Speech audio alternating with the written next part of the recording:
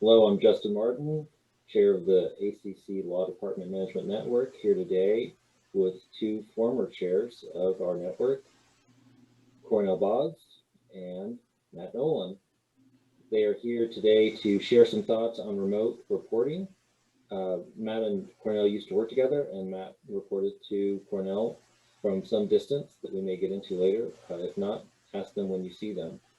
But Cornell, let me start with today. I'm thinking about living cultures, and we're looking for some examples of how we can successfully infuse the DNA of the corporation into its people to improve trust, bonding, and respect. Any thoughts?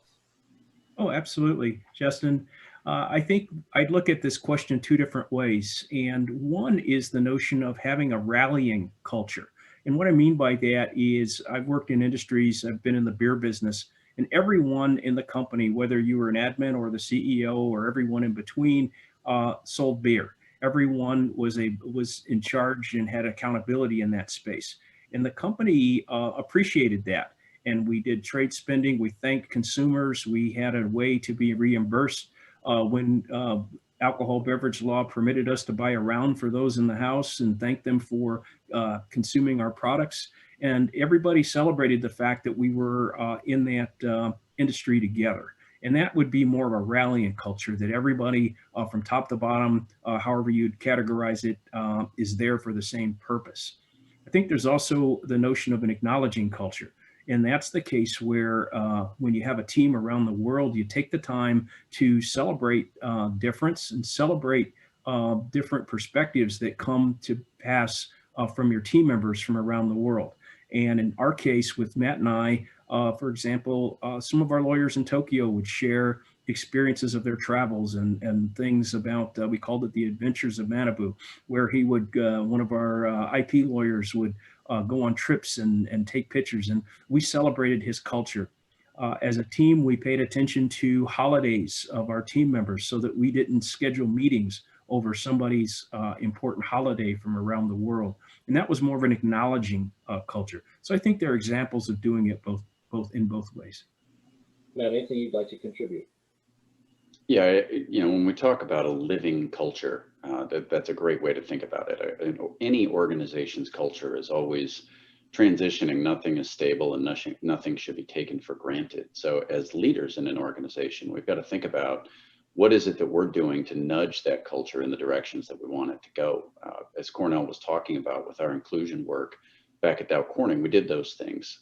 We worked to make sure that we were drawing awareness across our team as to when other team members were available and not available for meetings outside of regular work hours. We were, getting little windows painted into each other's lives just to have those, be more actual people that you were interacting with rather than just some disembodied, name that was on the end of something. We have, here at Safeguard Medical, we have what we call our DNA strands. So these we consider our building blocks of our culture, and we're very deliberate about what we use with those. For example, asking who's missing when we're setting up a call or when we're communicating on an email trying to solve a problem. That specifically nudges us in the direction of making sure we've got a broader group of voices that are coming into that conversation. There are other ways you could structure that and do that as well, but recognizing as a company leader that your organization has a culture and that what you do every day and how you interact and how you work is helping to set the tone for building that culture. That's a really important thing.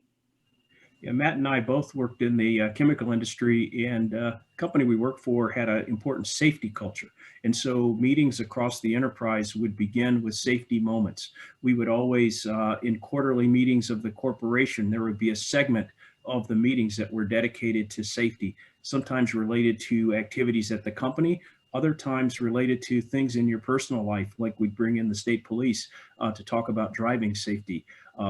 Segments close to Christmas, people would talk about open your packages safely and how to appropriately use scissors and other things so that people weren't getting cut at home. All around, again, making sure we were constantly talking about and appreciating safety.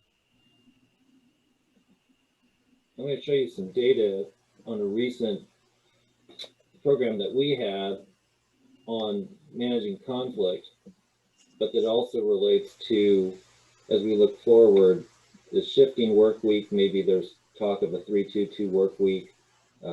Right now, 77% or a supermajority work remote from home. We think that will be a simple 55% majority in the future.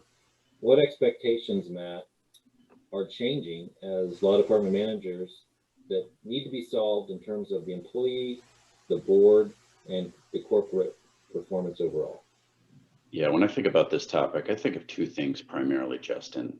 The one of them is just the shifting, prioritization of managing work and managing outputs rather than managing how long is somebody in the office, or am I seeing them regularly? Do I see their car in the parking lot late in the day or not?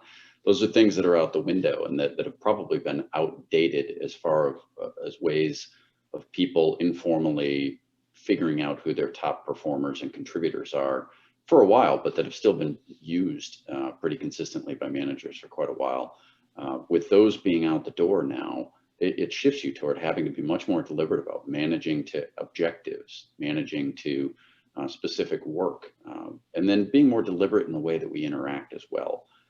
With those interactions at Safeguard Medical, we prioritize a lot of video communications so that we're still seeing each other. That's not the same as being able to catch somebody for 45 seconds in a hallway, and those are still things that we're missing out on right now, and that as return to work happens will be an interesting transition for the people that are getting those interactions and the ones that aren't. Cornell, I think, got sick of me being in his office pretty quickly when he came to our company that we worked at together, so he very rapidly shipped me off to China, where I spent a couple of years working over there. And that was a fantastic and life-changing experience. But one of the challenges of doing that was it really put me into the driver's seat of seeing the impact of not working in the same location as your manager. My manager was in Tokyo, and then the department, of course, was back in the US. So having to manage time zone issues, just trying to set up communications, it shifted the workday to be pretty dang late at night sometimes, but also then catching things in the other part of the day there locally. I think I've seen some things recently, and I'm starting to think about within Safeguard, the importance of asynchronous communications, the importance of written communications, so that we're not overly prioritizing those real-time conversations at the expense of getting people to be able to look and see at things, to the degree that they need to, and artificially limiting who's in a conversation based on some of that availability. I think those are all questions and issues that companies are going to have to be working through in the coming months and years. So speaking of collaboration, recent information from Buffer.com indicates people still find collaboration lacking. And so although the song goes, if you say you want collaboration, well, how did you, Cornell and Matt, work together when you were at Dow Corning to bridge this remote reporting gap, and what were the measurement factors? How did you critically manage success factors when you were working together?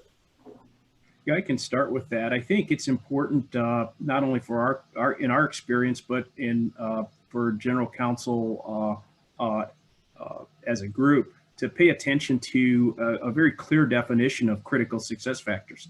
I think you need to have a sense of exactly what's important and an exact, clear way of tracking performance management based upon those critical success factors. I think that it's important to, if being collaborative, especially in these remote times, is critical. Finding examples of success within your team, of how that worked, and celebrating that, and being very clear of what is not a good snapshot of success, and getting a sense of ownership with your leadership team, or if you don't have a big department, just a sense of ownership with others who count in your company when it comes to measuring the work of people, what good looks like and what good examples are. And so I think in these times, it's really important to not waffle on the sense of what's important and what you need to get done.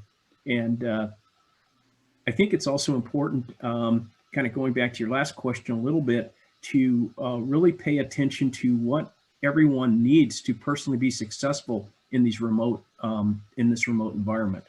Someone might need a shift of some meeting times because they've got to get their kids prepared for remote school and have to, get their learning lessons prepared that day. Well, you might need to shift the time of that meeting for a different time of day. Doesn't change if it doesn't impact the client's needs or, the group you're supporting's needs. Just make the shift and try to make that employee successful versus creating a situation where, based on a factor they really don't have a lot of control over, they're not being as successful.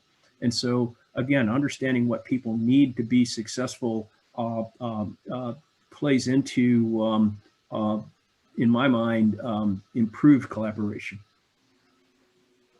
I would say Cornell did an incredible job when we were working together back a few years ago, in that he explicitly put some project teams in place within our department to get small groups of us who weren't naturally working together all that much previously, working together on some specific questions, some specific problems, some specific issues. By doing that, that put us in a spot where we, of course, were then building relationships with each other and more likely to reach out and collaborate on things when it was the other questions that have been coming up that in the past we probably had been a little bit more into a culture of just trying to deal with by yourself, try to show that you could do it kind of a thing. So I think that's one deliberate thing that you can do to build that collaborative culture. The other thing that I would say here is that for companies that approach it the right way, in some ways, the current pandemic environment that we're in and the future remote work environment that's likely to remain as we go forward could be an absolute boon for inclusion if we think about it in the right way. I have seen more people's kids on calls. I've had more people talking about, the importance of, hey, I've got to get my parent to this medical appointment, or I have to manage this other thing. I think getting us all to peel back some of the facade that gets put on. Cornell and I today are both wearing sport coats, of course, but I can tell you my normal daily work attire is not a sport coat. In fact, it's not even a shirt with a collar anymore, even when I'm dealing with my executive team. It's not how we're operating. And I think pulling back to let us be full people that are interacting with each other in the workplace with everything else that goes along with that. There's a lot of potential upside with that. There's potential challenge as well from the standpoint that extroverts are probably a lot more comfortable being on video all day than are people that are a little bit more shy in dealing with these types of things. So thinking about how we find a way to make these environments safe and comfortable and productive for everybody, it's a new lens that we'll have to think through to be able to figure that piece out as well, Justin. That's right. As we close for this session, I just want to share, one of the things we're noting in our work is the need to be flexible and that managing burnout and figuring out that people are actually managing around the kinds of issues you've just raised versus are they overworking themselves, and being able to have the visibility and transparency of that leads into another element of remote reporting. We'll talk more about that and how that can manifest in terms of conflicts in our next session. Thanks everyone, and we'll see you next time.